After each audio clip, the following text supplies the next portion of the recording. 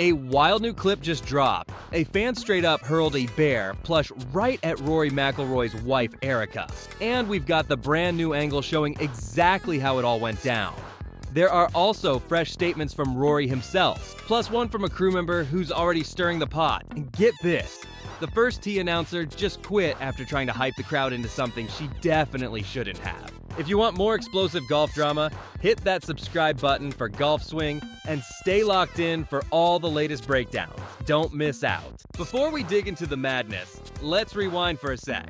Props to Team USA because Sunday was a total battle. Keegan Bradley's squad came swinging hard, and even I was biting my nails watching that final stretch. But man, the energy was boiling all week. From Bryson's beef with Fleetwood and Justin Rose to those shady little side moments that just wouldn't quit. The clips where Rory snapped and told that fan to F off are going viral. And honestly, who could blame him? So many people inside the ropes said they'd never felt an atmosphere like this before. It was pure chaos. And honestly, kinda expected when you host a Ryder Cup in a crowd that wild. By Saturday, they had to bring in extra security just to keep things from exploding. Now, about that bear incident. The new crowd angle says it all. You can see Rory and Erica walking calmly when suddenly a drink flies from behind, splashing all over Erica's cap and shoulder. Rory instantly turns around, clearly fuming, before forcing himself to walk on while security jumps in fast. You can just feel he wanted to step in right then and there. Honestly, I can't blame Rory for snapping, but here's where it gets real sneaky. If you watch the footage, the drink is thrown underhand, so you can't even see where it's coming from. But it loops right over to the European fans and lands on Erica's cap. Now, some folks are claiming the cup didn't hit her, while others swear it was just the liquid. For me though, it doesn't matter if it was the cup or the liquid. The intention behind the throw is the issue. That was a full-on missile throw, like something you'd see at a football game. If this had happened at a game, you'd be ejected instantly, and we saw that happen later on Sunday. Rory stands firm, turning to face the fan. As much as I love a little tension and some edge in golf, we don't really get that much, do we? There's a line that's been crossed here. Here's the key moment. You can see Rory hesitate. It's like he wanted to go back at the crowd, but he holds himself back. And let's not overlook the fact that people physically restrain him. That right there speaks volumes. He had every reason to completely lose it, to snap, but he didn't. And honestly, with everything that went down that day, with all the stress, the negativity, and the garbage thrown at him, I think it's fair play that he kept his cool. I'm trying to keep this fair, and not just from a European point of view, because I know in the past, Americans have probably felt the fans supporting Team USA were a bit harsh. But honestly, I can't remember a time when it's crossed the line like this. Rory, though, he kept his composure, hugged Erica after the match, and just got back to business. Now, if anyone has other clips circulating around the internet, we've been scouring and searching for them, trying to stay on top of breaking news as the go-to YouTube outlet for golf. But here's the thing. This incident doesn't show who actually threw the drink. You just see it come from the bottom right of the frame, and I've seen a few clips that you can see where the drink comes from in the crowd, but it's tough to pinpoint because it comes from the bottom right of the frame.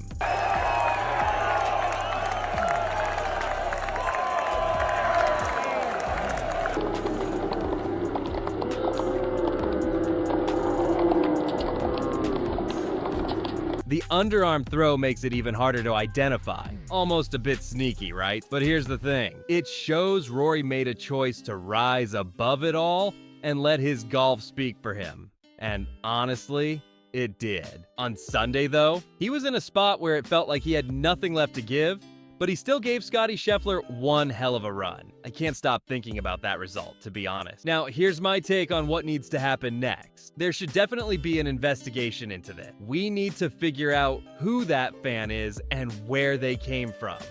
And honestly, that fan should never be allowed near a golf event again. If this happened at a football game, that fan would be banned for life. No questions asked. Do you agree or disagree with me? Drop your thoughts in the comments. And hey, quick reminder, Don't forget to subscribe and hit that bell so you're always first to get notified when we drop breaking news stories. Now, I've got two things to dive into. First, Rory's finally addressed the fan abuse in what was actually a pretty funny interview. There's a part of it I can't share here on YouTube, but I'll leave a picture of it on the side. It's from when the interviewer asked, "How did it feel to stick that close after being told to F off?" Yeah, Rory had quite the funny response to that question. But here's the thing. This is Rory McIlroy speaking up about the fan abuse. And honestly, we shouldn't ever accept this kind of behavior in golf. Golf should always be held to higher standards than what we saw this week. It's a sport that has the power to bring people together, teach valuable life lessons, and instill good etiquette. Golf shows us how to play by the rules and, most importantly, how to respect others. Unfortunately, this week, that respect was missing. So no, this isn't something we should accept at the Ryder Cup.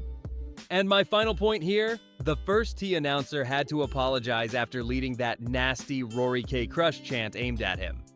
So after the F you Rory chants at the first tee mic before Saturday's session, actress and comedian Heather McCannon stepped down from her role. Wow, I mean, that just went too far. It's not just about her stepping away. It's about the fact that she was part of those chants. Now, for my final thought, I think Rory's respect level has definitely gone up this week. The way he handled it, without losing his cool and jumping into the crowd, showed some serious self-restraint and composure. Sure, there were moments where he let off some steam and threw a few birds, but with the sheer amount of abuse he took, not just from the fans but from Team Europe as a whole, that kind of restraint speaks volumes.